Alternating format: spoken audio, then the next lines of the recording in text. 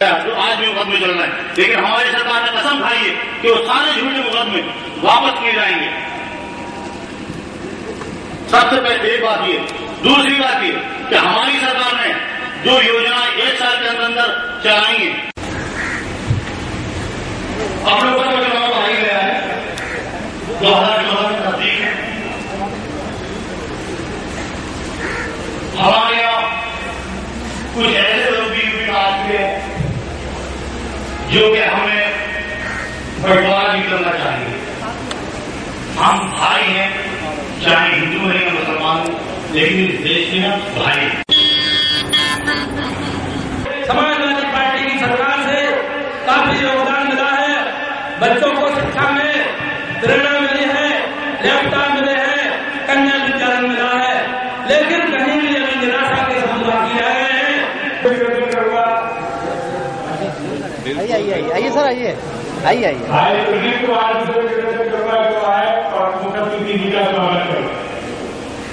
भाई ठाकुर पुष्कर सिंह जी, भाई चंद्रपाल सैनी जी, भाई मुंशीराम जी जो हमारे प्रधान है, मुंशीराम सैनी जी,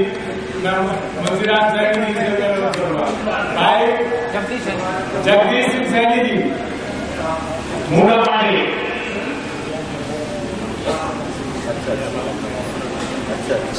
प्रदीप यादव, समस्त क्षेत्र में हमारे बुजुर्ग युवा IAS सरकारी अधिकारी समय काल चाहता थे इसमें, लेकिन पूर्व उनको लेकर आए हैं, होगा उससे ज्यादा उसका अवलोकन करके आप करवाएंगे। इसलिए आपने अपनी सेवा से काम थोड़ा सराहनीय काम किया, थोड़ा सेवा किया, धन्यवाद है। ऐसा व्यक्तित्व हमारे देश में आया और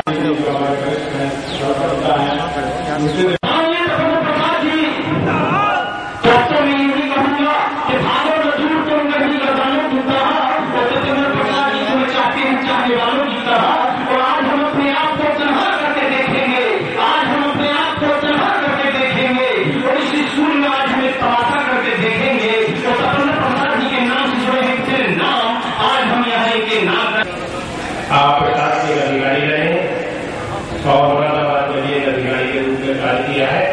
हम लोग उनके व्यवहार को, कार्यशैली को भली भांति जानते हैं। मंच पर उपस्थित ठाकुर रामपाल सिंह जी, हमारे भाई जयपाल सिंह सैनी जी, जो पुनः हमारी समाजवादी पार्टी का शामिल में यहाँ पर उपस्थित पूरे समुदाय और मुरादाबाद जिले के सभी समाजवादी कार्यकर्ताओं का स्वागत करता हूँ। उनके आने से भाई मुंगेर सिंह एडवोकेट जी, पूर्व जिला अध्यक्ष भाई गोपाल सिंह यादव जी, आपसे मेरे बड़े पुराने संबंध रहे हैं। मुरादाबाद में मैं डिप्टी कलेक्टर मंडी रहा, ADCD रहा, CDO रहा, कानपुर में लंबे समय तक रहा, ये सभी लोग जानते हैं आप लोगों के बीच। जिला महासचिव युवजन सभा मुस्लिम सैफी जी, भाई मुजाहिद रजा एडवोकेट जी, भाई प्रदीप यादव जी, भाई वीरपाल सिंह जी, भाई रामोदार सिंह जी, अमित ठाकुर जी, योगेंद्र सिंह जी, ठाकुर शिवपाल सिंह जी, भाई माहेश्वरी जी, अशोक यादव जी, धन सिंह चौहान जी, मुंशीदास सैनी जी और यहाँ उपस्थित भारतीय किसान यूनियन के सभी पदाधिकारीगण और सम्मानित सदस्य, पत्रकार बंधुओं, मंच पर विराजमान करता हूँ, धन्यवाद देता हूँ। मैं इस क्षेत्र के लिए कोई नया नहीं हूँ, आपके बीच लंबे समय तक काम करता रहा हूँ। अभी मैंने बताया कि मुरादाबाद में मैं लगभग 3 पदों पर रहा, रामपुर में तो मैं 5 साल रहा, जैसे सदर, जैसे विलक रहा, यहाँ पर सिटी मजिस्ट्रेट रहा, ADM रहा, काफी लंबे समय तक आप लोगों के बीच काम किया हूँ। तो मैं काफी इस क्षेत्र से परिचित भी हूँ और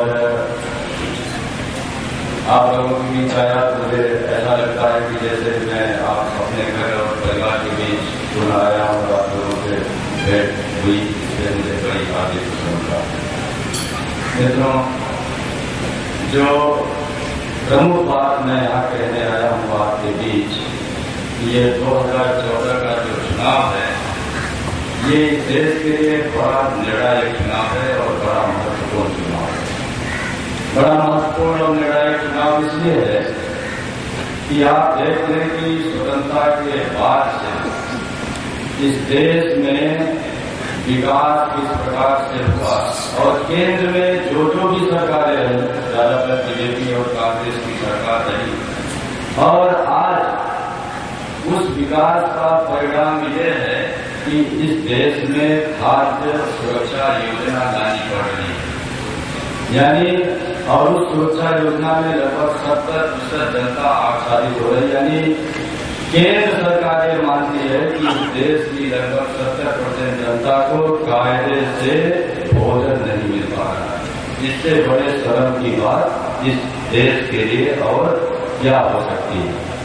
इस देश का किसान बहुत ही मेहनती है, इस देश का नौजवान बहुत मेहनती है, बहुत प्रतिभाशाली लोग हैं, पढ़ने लिखने हर चीजों में आगे हैं, लेकिन कहीं न कहीं जिस केंद्र सरकार को व्यवस्था करनी चाहिए थी वो व्यवस्था नहीं कर पाई।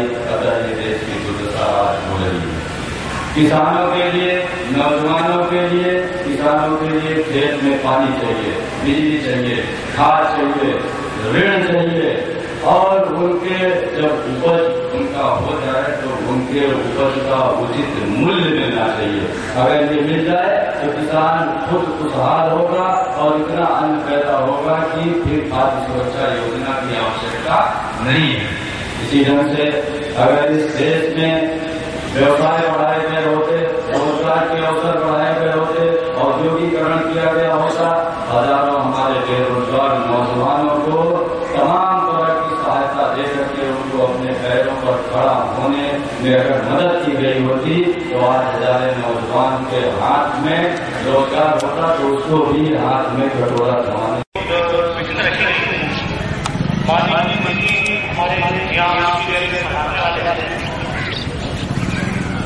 जो समाजवादी पार्टी से संबंधित है उनका यहाँ साथ साथ चलाओ सरकार